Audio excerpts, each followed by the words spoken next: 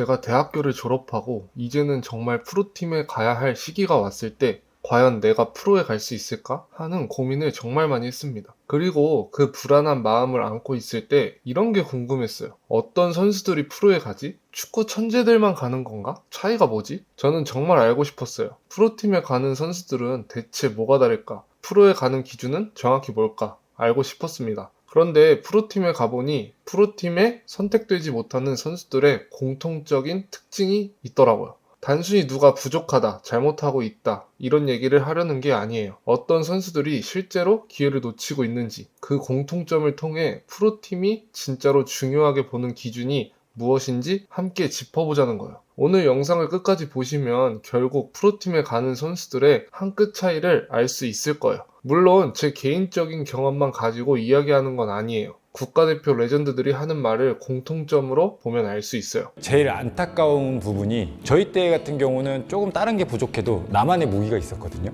저는 이제 골대 앞에서 이런 슈팅이나 이런 골 결정력에 대한 그거는 자신 있었어요. 근데 요즘에는 좋은 말로 봤을 때는 두루두루 다 잘해요. 패스도 좀 하고 킥도 좀 하고 반대로 생각을 해보면 나만의 무기가 없어요. 조금 부족하더라도 쟤는 저게 있으니 그런 성장 가능성이 굉장히 크겠구나. 저는 프로팀에서도 많이 느껴요, 그런 부분들.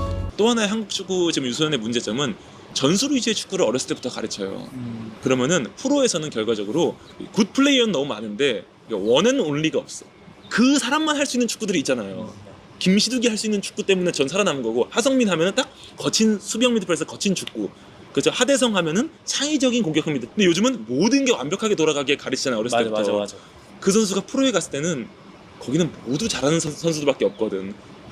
특색이 있는 하나가 있어야 돼. 요즘은 나만의 장점이 필요하다는 말 이미 많이 들어보셨을 거예요. 컨텐츠도 많고 정보도 넘쳐나니까요. 하지만 정작 프로팀에서 실제로 통하는 무기가 어떤 건지, 그리고 그게 어떤 순간에 드러나야 하는지 정확히 아는 사람은 많지 않습니다. 그럼 왜 어떤 선수는 프로팀의 선택을 받고 어떤 선수는 기회를 놓칠까요? 하나씩 살펴보면 그 차이가 생각보다 명확하게 보입니다. 첫 번째 공통점은 경기장에서 이 선수를 꼭 써야 할 이유가 보이지 않는다는 점이에요. 드리블, 슈팅, 몸싸움, 축구 센스, 어느 정도 기본기는 다 갖추고 있어요. 하지만 그 이상 이 선수를 꼭 써야 할 이유가 눈에 띄지 않는 경우가 많습니다. 프로팀 입장에서는 이 선수를 쓰면 뭐가 좋아? 라고 했을 때 딱 떠오르는 게 없으면 아무리 잘해도 눈에 잘 안 들어옵니다. 그러면 결국 다른 선수가 먼저 선택되죠. 실제로 프로팀에는 기본기가 탄탄한 선수들만 모여 있어요. 그리고 드리블도 잘하고 슈팅도 괜찮고 몸싸움도 되고 축구 센스도 좋아요. 하지만 그건 기본일 뿐입니다. 그 위에 딱 하나라도 눈에 띄는 강점이 있어야만 그게 무기가 되고 선택의 이유가 됩니다. 그런데 여기서 많은 선수들이 막힙니다. 그 눈에 띄는 강점이라는 게 도대체 뭐지? 그걸 꼭 화려해야만 만들 수 있는 건가? 이런 고민을 하게 돼요. 저도 선수 시절 내가 뭘 잘하지? 감독이 나를 왜 써야 할까? 이런 질문에 딱 떨어지는 답이 없었던 때가 있었습니다. 생각보다 많은 선수들이 이 지점에서 혼란을 겪어요. 실력은 분명히 있다고 생각하는데 경기 안에서 뚜렷하게 반복되는 무기가 안 보이는 경우가 있습니다. 이게 바로 두 번째 공통점입니다. 경기에서 반복적으로 드러나는 강점이 없어요. 본인만의 무기라고 하면 호날두처럼 무회전을 잘 차거나 홀란드처럼 피지컬이 뛰어나야 할 것 같다고 생각이 드실 수 있어요. 물론 그런 능력을 가진 선수는 프로에서도 높은 평가를 받고 강점이 여러 개일수록 몸값도 올라갑니다. 하지만 현실적으로 대부분의 선수는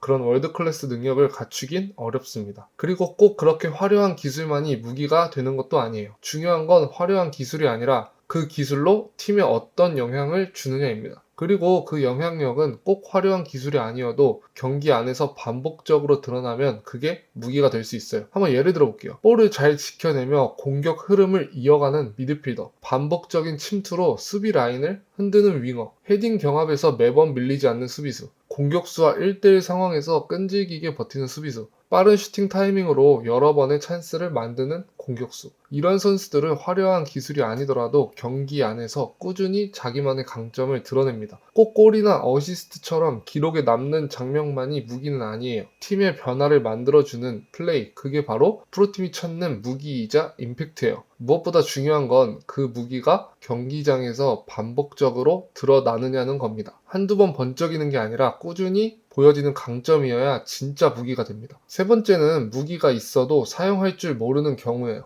아무리 좋은 무기를 만들어도 경기장에서 꺼내서 쓸 수 없다면 의미가 없습니다. 그런데 이건 실력이 부족해서가 아니라 상황이 애매해서 못 쓰는 경우도 많아요. 축구를 하다 보면 내가 잘하는 플레이와 감독이 원하는 플레이가 다를 때가 있습니다. 감독의 요구에 맞추다 보면 내가 가장 자신 있는 무기를 꺼내 타이밍을 놓치거나 아예 그 플레이를 시도할 기회조차 생기지 않는 경우도 있어요. 그렇다고 저 이거 잘하니까 무조건 할게요 라고 밀어붙일 수도 없습니다. 축구는 결국 팀 스포츠니까요. 그래서 이럴 때는 감독님의 요구를 먼저 맞춰드리되 내 장점을 발휘할 수 있는 순간을 스스로 만들어내는 게 중요합니다. 예를 들어 볼게요. 매일 드리블 연습을 해서 자신감이 생겼는데 감독님은 드리블보다 빠른 패스를 더 선호하실 수 있어요. 그럴 땐 무작정 내 스타일을 고집하기보다는 감독님이 원하는 플레이를 우선 하면서 경기 중 한두 번 내가 잘하는 걸 보여줄 타이밍을 노리는 겁니다. 그 한 번이 성공적으로 인식되면 다음엔 두 번, 세 번, 조금씩 내가 가진 무기를 경기 안에 녹여내는 거예요. 포인트는 욕심내지 않고 경기 안에서 차근차근 시도해도 됩니다. 한 번, 두 번, 세 번. 그렇게 반복적으로 장점이 드러나기 시작하면 결국 이건 저 선수가 정말 잘하는 거다 라는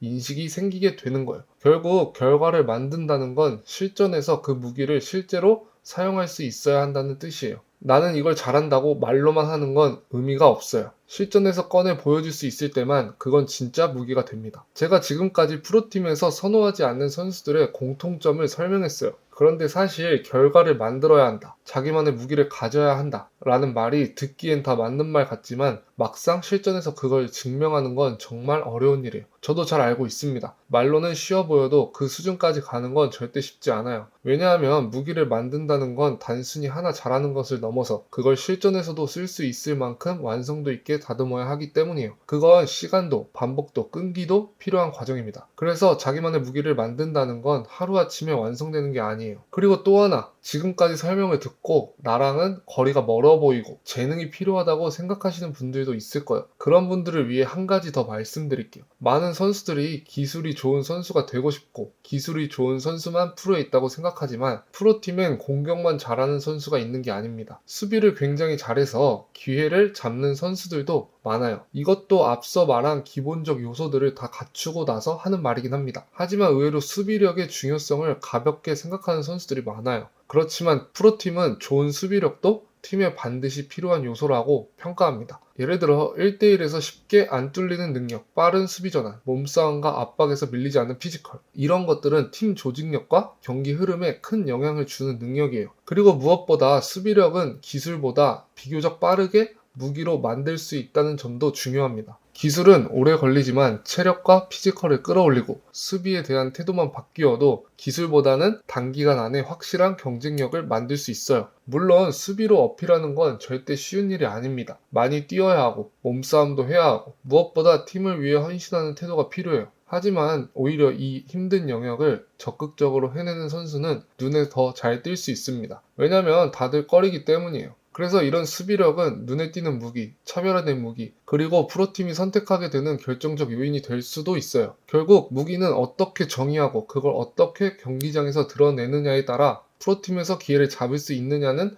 완전히 달라집니다. 지금까지 무기, 장점, 임팩트에 대해 말씀드렸지만 사실 이걸 한마디로 정리하면 프로 세계는 과정이 아니라 결과로 말하는 곳입니다.